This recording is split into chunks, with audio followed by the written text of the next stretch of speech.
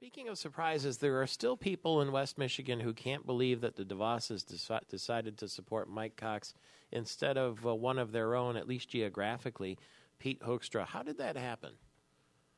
Well, I wasn't involved in that. I know that Dick, who I just have tremendous respect for, as a human being and as a Republican, I think he looked at the records and he looked at Mike and Mike is someone who's been a long supporter of White. His stands on cutting taxes and cutting the spending, I think, are two that went a long way. I mean, Pete Hoekstra's done a great job on the Intelligence Committee in Congress for us, but you got to take a look at what he's talking about. He wants to do as governor. I mean, he wants to tweak Proposal A.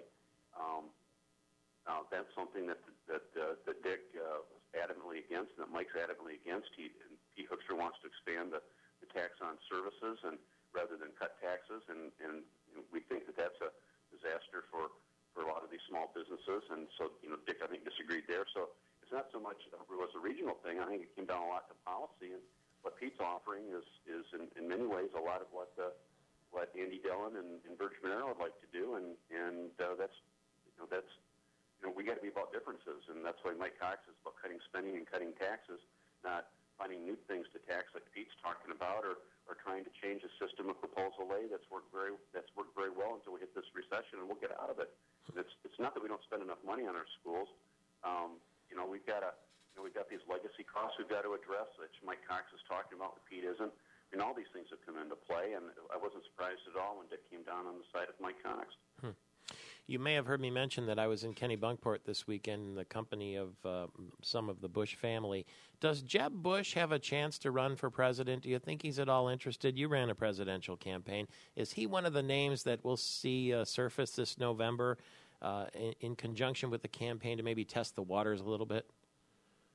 I hope a lot of people think he would. I've worked with Jeb when I was doing work in Florida, and he was always the one who, was sort of the guy that everyone thought was going to move into the presidential run, and then he lost that first governor's race down there, and then his brother won in Texas, and that whole track changed.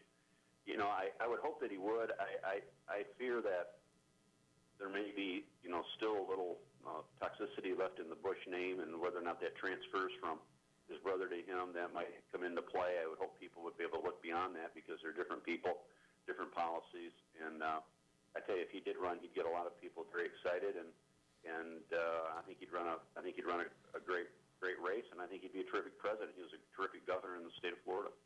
I've heard that before. I've heard that he was the one they always figured would be president, and that when George W. made the move and it worked out, actually there was a little bit of a surprise in the family. They always thought that Jeb would be the one.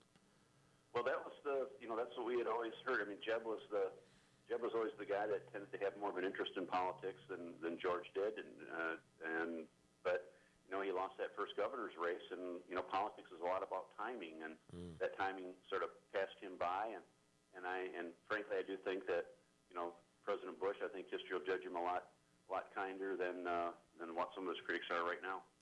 If you had to put your money down right now on who will run against Barack Obama on the Republican side, who would it be? Oh boy. Question is who's going to come out of that primary. There's going to be a tough primary. I'm not sure it's going to be anybody that's out there right now. I think Mitt Romney's got the problem of Obamacare that he's going to have to deal with, and I think that's going to be toxic in our primaries. I don't think Sarah Palin does it. Newt would get a lot of people excited, but he's got issues. I think it might be somebody new.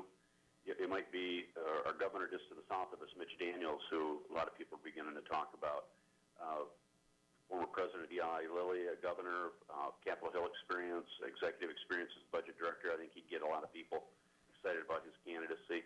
Tom Pawlenty, the governor of Minnesota, someone who's new, and then maybe someone else out there who pops up. Might be one of our Senate senators from the west or the south, but I'm not sure. Right now, if I was going to the betting window with my mortgage, I'd put on anybody that's currently listed. Mike Huckabee could possibly run again. He might have a shot at it.